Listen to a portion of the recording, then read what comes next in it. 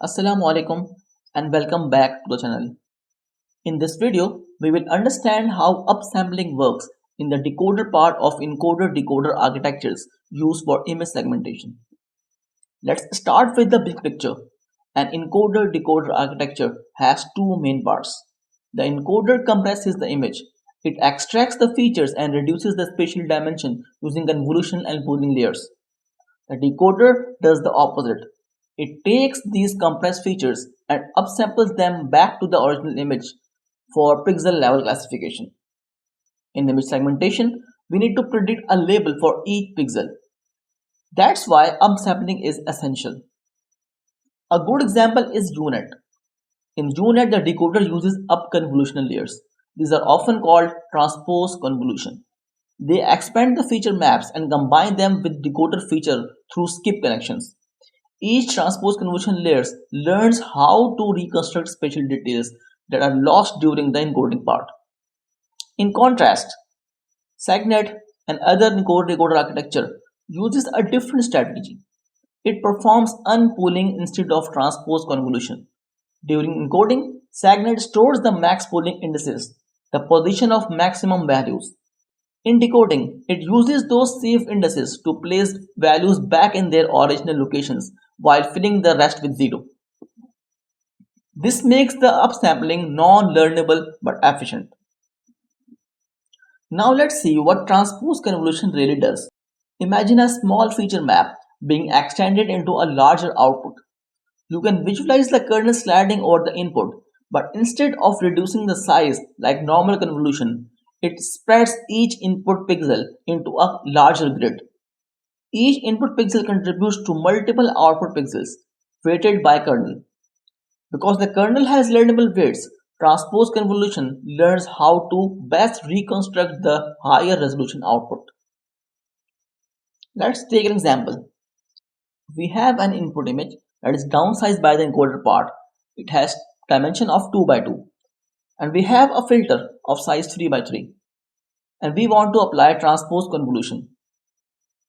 So the formula is output equals to stride into input minus 1 plus the filter size. So if we want the output size to be 6, what would be the stride? Let's put the values. Stride must be 3. So we want to project a 2 by 2 image into a 6 by 6 image using transpose convolution.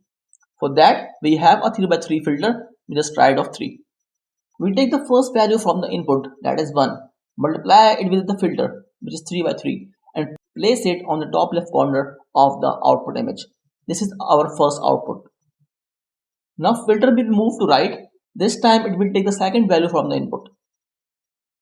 Then it comes down with the third value, and finally with the fourth value. So now we have 4 output feature maps.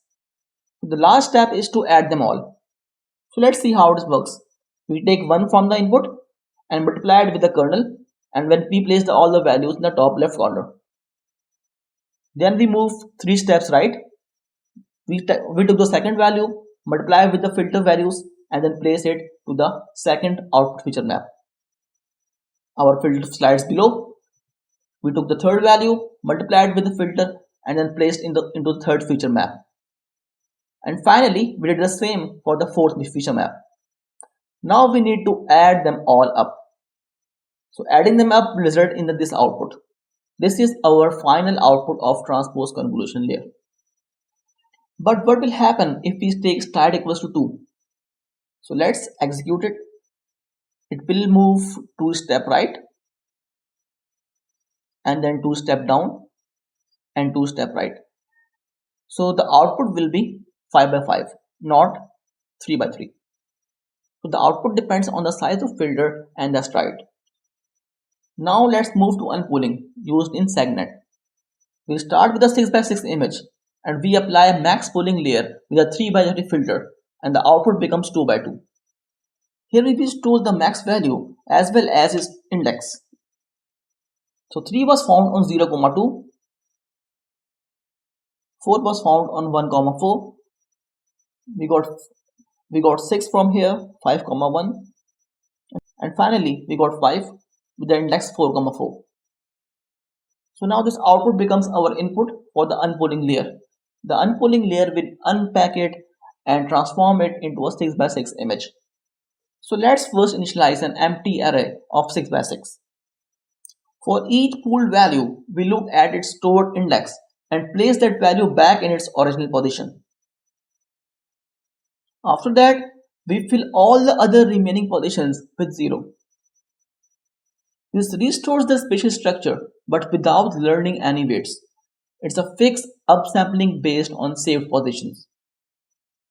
So to summarize, the encoder compresses the image to extract features.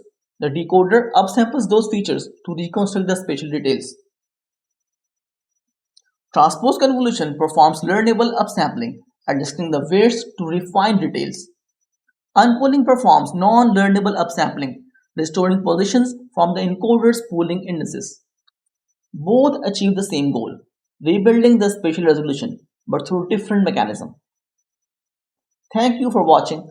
If this helped you understand how upsampling works, like the video and subscribe for more clear explanations in deep learning and computer vision. See you in the next video.